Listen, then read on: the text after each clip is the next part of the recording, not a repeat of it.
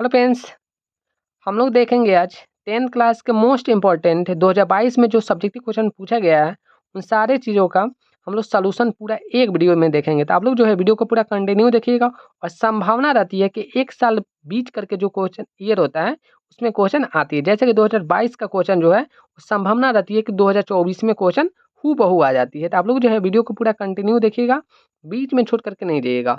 और आप हमारे चैनल पे पहली मरते आए हो तो एक काम जरूर कर लीजिएगा, चैनल को सब्सक्राइब करके बेल आइकन को प्रेस कर लीजिएगा, क्योंकि इस प्रकार की वीडियो आपको मिलती रहेगी। इसमें बताया जाएगा आपको किस प्रकार से सॉल्यूशन किया जाता है और तरीका क्या होता है मैथ को बनाने का। इसमें जो टोटल जो होती है आपका सब्जेक्टिव क्वेश्चन 2 नंबर की बात किया जाए तो टोटल आपका 30 क्वेश्चन होता है। कितने क्वेश्चन होती है? 30 क्वेश्चन होती है। और ये आप लोग को जैसे कि स्क्रीन पे दिख रहा होगा 2022 में ये ओरिजिनल क्वेश्चन है, ठीक है। और ये सेट ए का है, क्वेश्चन आपका सेम रहता है, सिर्फ क्वेश्चन नंबर इधर उधर रहता है। तो आप लोग वीडियो को पूरा कंटिन्यू देखिएगा। चलिए क्वेश्चन नंबर हम लोग एक से स्टार्ट करते हैं। जैसा कि आपके स्क्रीन पे दिख रहा है, पहला प्रश्न बोल रहा है 0.0875 को पी बाई क्यू के रूप में लिखना है हमको। जहाँ पे बोल दिया है पी और क्यू कोई उभयनिष्ठ गुणनखंड नहीं होगा। चलिए हम लोग इसको हल करते हैं। तो इसको हल करने का तरीका हम लोग जानेंगे आज। तो सबसे पहले क्या करेंगे, सॉल्यूशन नंबर 1 लिखेंगे। एक का सॉल्यूशन कर रहे हैं। सबसे पहले क्या लिखेंगे, गिवन डैट। जो भी कुछ लिखा हुआ रहता है सबसे पहले उसको किस में लिख देते हैं, गिवन डैट में। तो जो दे रखा है गिवन डैट में उसको लिखेंगे 0.87 दे रखा है, इसको मैंने लिख दिया, ठीक है। अब क्या करते हैं ना, यहाँ पे करते क्या है कि पॉइंट हटाएंगे। तो पॉइंट जैसे हटाएंगे तो नीचे पॉइंट के बाद में कितने अंक है, 3 अंक है। अगर 4 अंक रहता तो 4 अंक डालते हैं। जैसे कि आप लोग को दिख रहा होगा कि पॉइंट के बाद में 3 अंक है, तो 3 अंक के बाद में यानी कि 3 जीरो। अब इसको क्या करेंगे, काटेंगे। काटने का तरीका क्या है, देखिए यहाँ पे 875 जो है ये आपका 25 से कट रही है और 1000 जो है वो भी आपका 25 से कट रहा है। तो 25 से जब हमने काटा इसको तो ये 35 आया और ये 40 आया। जैसे कि 7 और 8 है, देखिए यहाँ पे आंसर जो है 7/8 आ गया। आप लोग सोच रहे हैं कि इसका आंसर 7/8 है। क्वेश्चन में यहाँ पर ध्यान से गौर कीजिएगा, यहाँ पे 0.087 है। हमने किससे बनाया, 0.87। अगर आप यहाँ पे 0 लगा दीजिएगा तो क्वेश्चन का आंसर कुछ और आएगा। तो आप लोग ध्यान से इसको बनाइएगा, तरीका यही है, ठीक है। यहाँ पे मिस्टेक हुआ, 0 छूट गया तो उससे कोई घबराने वाली बात नहीं है। चलिए क्वेश्चन नंबर 2 क्या बोला है उसको हम लोग देख लेते हैं। क्वेश्चन नंबर 2 क्या बोल रहा है, बहुपद 3x² - x - 4 के शून्य ज्ञात करना है। क्या करना है, शून्य ज्ञात करना है। शून्य ज्ञात करने का मतलब है x की वैल्यू निकालते हैं। तो क्या करेंगे, फिर से वही तरीका हम लोग अपनाएंगे।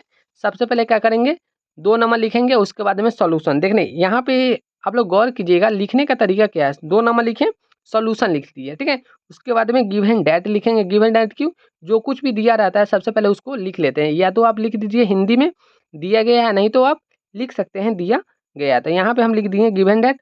गिवन डैट में लिखेंगे 3x² माइनस में x माइनस 4 दे रखा है। हमें शून्य का निकालना है। क्या करना है, शून्य का निकालना है। इसलिए 3x² माइनस x माइनस 4 बराबर में क्या डालेंगे, 0 डालेंगे, ठीक है।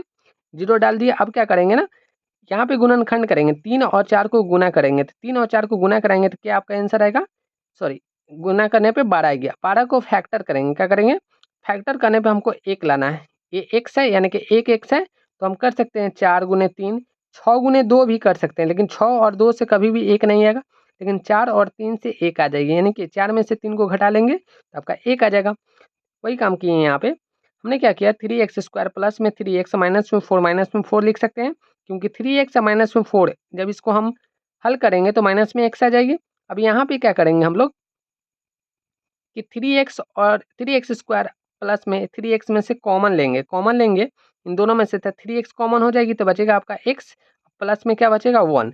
इन दोनों में से अगर कॉमन निकालते हैं 4x माइनस 4 में से, तो 4 कॉमन हो जाती है और यहाँ पे क्या बचेगा x प्लस 4। अब यहाँ पे एक चीज़ गौर किया जाता है कि जो आपने कॉमन निकाला है, जो ब्रैकेट में है वो सेम है या फिर नहीं है। ब्रैकेट में अगर सेम है तो समझिए कि आपका जो मैथ है वो बिल्कुल सही है। तो x प्लस 1 और यहाँ भी आ रही है x प्लस 1 आ रही है। तो क्या करेंगे, इन दोनों को एक ब्रैकेट में लिख देंगे।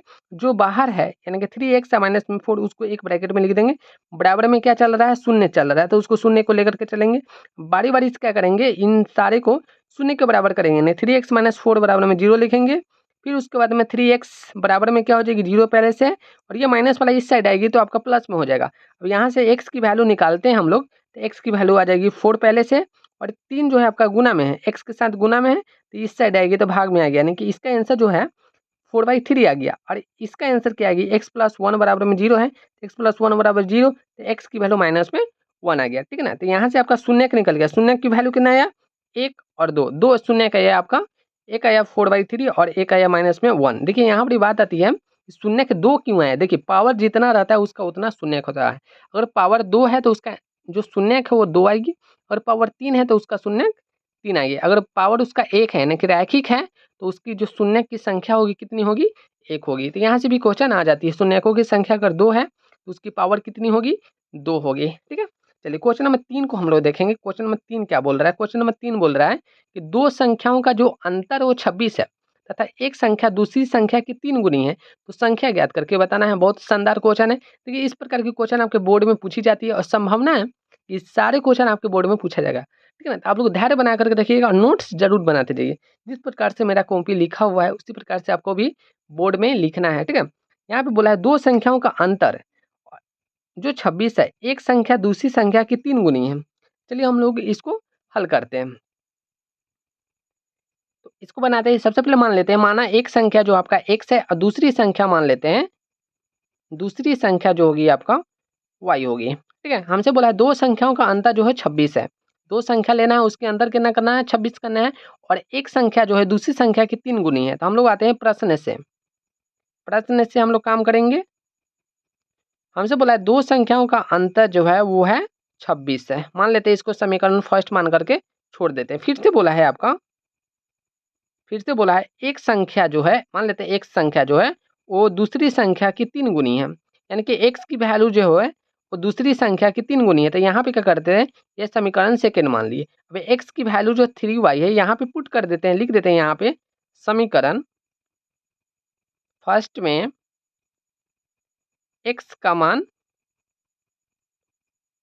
रखने पर, तो समीकरण फर्स्ट में हम क्या करते हैं, x की मान रखते हैं, तो ये आपका हो जाएगा 3y माइनस में y बराबर में आपका 26 हो जाएगी, ठीक है। यहाँ से हल करते हैं तो आपका आ जाएगा 2y बराबर में 26, तो y की वैल्यू निकालते हैं तो 26/2 काटेंगे इसको तो 13 आ गया, कितना आ गया 13। अब समीकरण किसी में भी मान रख करके आप x की वैल्यू निकाल लीजिए।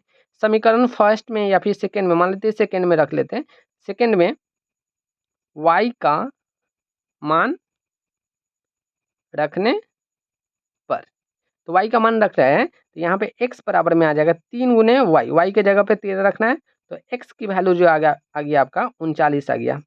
13×3 = 39 होती है। तो यहाँ से आप लोग गौर कीजिएगा, इसको या के सिंबल में सजा लिए। तो x की वैल्यू आपका 39 है और एक y की वैल्यू जो है आपका कितना है, 13 है। इन दोनों का अंतर करते हैं, यानी कि x माइनस वाई था मेरा, x की जगह पे 39 है और y की जगह पे 13 है, करते हैं तो 26 आ गया, यानी कि दो संख्याओं का अंतर आपका 26 आ रही है, ठीक है। एक संख्या जो है दूसरी संख्या की 3 गुनी है, तो 3 गुनी भी हो रही है, 13×3 = 39 भी हो गया। तो इस प्रकार से जो है इस क्वेश्चन का आंसर हम लोग बड़ी आसानी से निकाल सकते हैं। दो संख्या बोला इसलिए हमने एक को माना x, दूसरी को माना y। इन दोनों का जो अंतर है वो 26 दे रखा है, हमने 26 लिखा। और बोला है एक संख्या जो है आपका वो दूसरी संख्या की 3 गुनी है, तो एक संख्या x जो है वो आपकी दूसरी संख्या की 3 गुनी है, तो हमने बराबर में कर दिया 3 गुनी।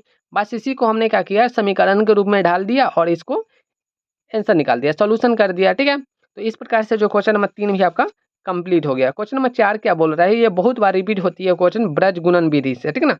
ब्रज गुणन विधि आप लोग जो है घोड़ करके पी जाइए, किस प्रकार से हम लोग करते हैं। सो क्वेश्चन है कि 8x + 5y = में 9 एवं 3x + 2y = में 4 का हल है। हमको निकालना है इसका हल, बड़ी आसानी से हम लोग निकालेंगे। इसका फॉर्मूला हम लोग जानेंगे, छोटा सा नहीं, इसका फॉर्मूला है, हम लोग कैसे ज्ञात करते हैं। सो ठीक है, तो सबसे पहले क्या करेंगे, सॉल्यूशन लिखेंगे। 4 नंबर है क्वेश्चन, 4 नंबर लिख करके सॉल्यूशन लिखेंगे, उसके बाद में गिवन डेट लिखेंगे, जैसे कि आप लोग के स्क्रीन पे दिख रहा होगा, ठीक है।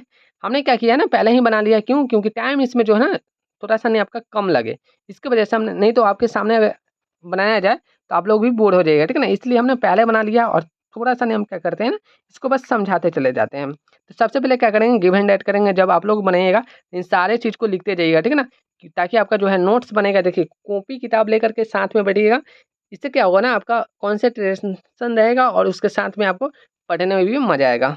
चलिए यहाँ पर ये जो है आपका दे रखा है समीकरण 8x plus 5y equal to में 9 और 3x plus 2y equal to में 4 दे रखा है, ठीक है। अभी क्या करते हैं यहाँ पे, ये जो बराबर में 9 है इसको इस साइड ले आते हैं, 8x प्लस में 5y माइनस में 9 इक्वल टू में 0 हो जाएगी, 3x प्लस 2y माइनस में 4 बराबर में 0 हो जाएगी। यहाँ पे ध्यान दीजिएगा कि a की वैल्यू जो है आपका 8 है, b की वैल्यू 5 है और c की वैल्यू माइनस में 9 है। अब यहाँ पे देखा जाए तो ये d है, d की वैल्यू 3 है आपका, e की वैल्यू आपका 2 है और f की वैल्यू माइनस में 4 है। जितने सारे डाटा जो दे रखा था हमने ABCD के रूप में लिख लिया। आप लोग भली बात ही जानते होंगे ax plus by plus c और ये आपका dx प्लस में ey प्लस में f होती है, ठीक है। चलिए इसको ब्रज गुणन विधि से बनाते हैं। तो ब्रज गुणन विधि बनाने के लिए सबसे पहले कुछ इसका फॉर्मूला होता है। फॉर्मूला क्या होता है, x की वैल्यू अगर निकालना है तो bf माइनस सी होता है, लिखते चलिएगा, ठीक है। बराबर में y बराबर जो होती है आपका CD माइनस में AF होती है, बराबर में 1/AE माइनस में BD होती है। बस यहाँ पे क्या करेंगे, सारे चीज़ को यहाँ पे पुट कर देंगे। जैसे b की वैल्यू जो आपका है 5 है, 5 लिखेंगे, f की वैल्यू -4 है, -4 रखेंगे, माइनस फार्मूला का, और c की वैल्यू माइनस में पहले से दे रखा है तो माइनस में 9 ना रखें।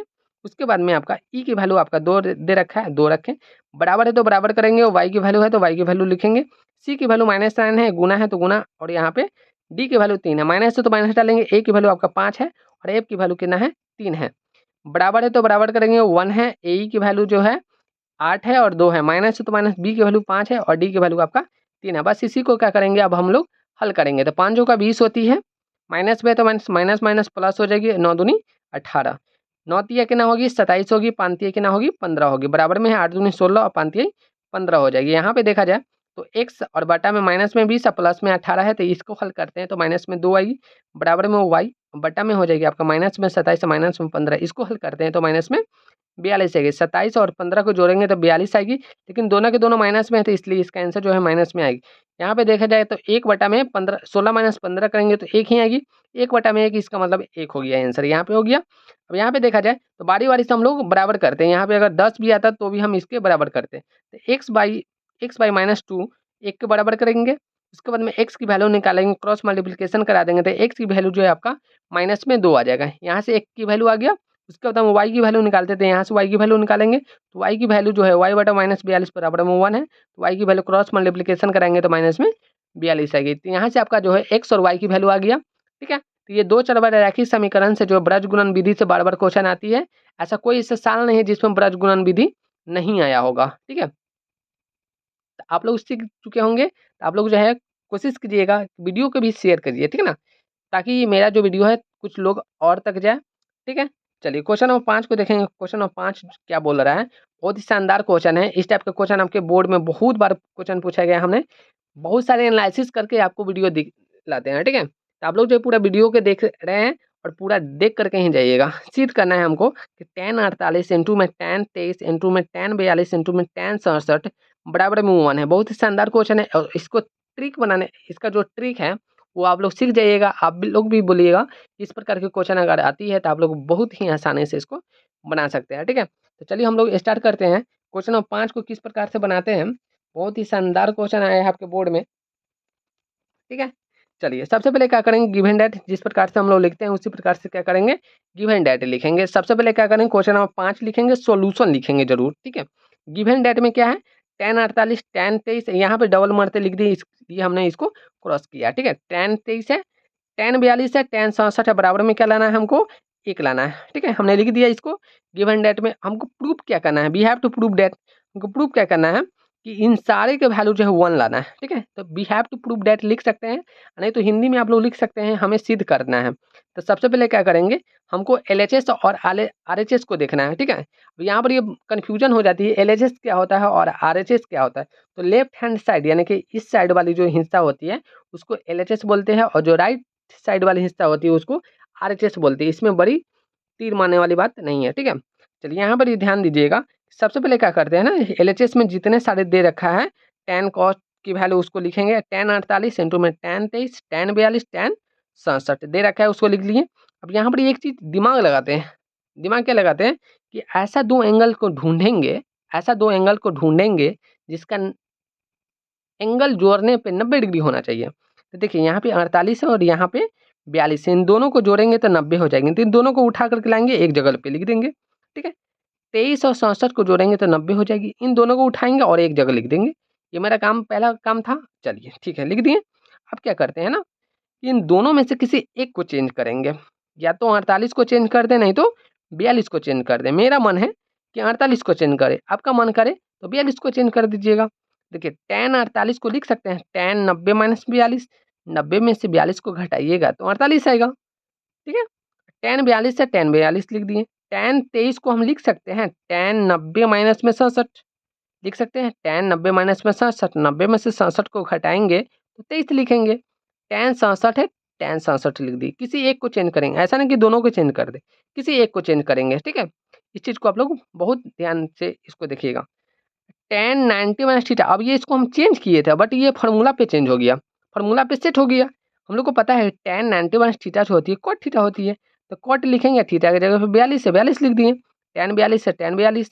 यहाँ पे ध्यान दीजिए tan 67 कहाँ से लिख दिए, पहले हम लिख दिए tan 67, इसमें घबराने वाली बात नहीं है। tan 67 को मैंने पहले लिख दिया। tan 90 minus theta cot theta, cot 67 हो गया। अब देखिए कॉट और टैन एक दूसरे का उल्टा है, कॉट और टैन जो है एक दूसरे का उल्टा है, दोनों का एंगल सेम है। एंगल क्या है, दोनों का सेम है, तो इसका दोनों का एंगल सेम है, यानी कि कोण का मान सेम है, इसका आंसर 1 हो जाएगा। टैन और कॉट एक दूसरे का उल्टा है, तो इसलिए इसका आंसर क्या हो जाएगी, 1 हो जाएगी। टैन 67 कॉट 67 दोनों का आंसर क्या हो जाएगी, 1 हो जाएगी। 1 गुने 1 क्या आ जाएगा आपका, 1 आ जाएगा। आरएचएस प्रूव्ड लिख देंगे, क्या लिख देंगे, आरएचएस प्रूव्ड लिख देंगे। तो इस प्रकार से जो क्वेश्चन नंबर 5 भी आपका कंप्लीट हो गया। ठीक है, देखिए क्वेश्चन नंबर 6 से फिर हम लोग नेक्स्ट वीडियो में देखेंगे। ठीक है, तो आप लोग जो वीडियो चैनल को सब्सक्राइब कर लीजिए। इसमें से जितने सारे क्वेश्चन है ना, जितने सारे क्वेश्चन जो आया हुआ है, हम सारे क्वेश्चन को हल करेंगे। ठीक है, बहुत ही शानदार शानदार क्वेश्चन आया हुआ है, देख सकते हैं यहाँ पे एकदम ओरिजिनल क्वेश्चन जो है ना, ये इस प्रकार से क्वेश्चन आपके बोर्ड में आती है। और सारे क्वेश्चन का जो है ना आप लोग को वीडियो मिलता जाएगा, कंटिन्यू मिलेगा। ठीक है, तो थैंक यू।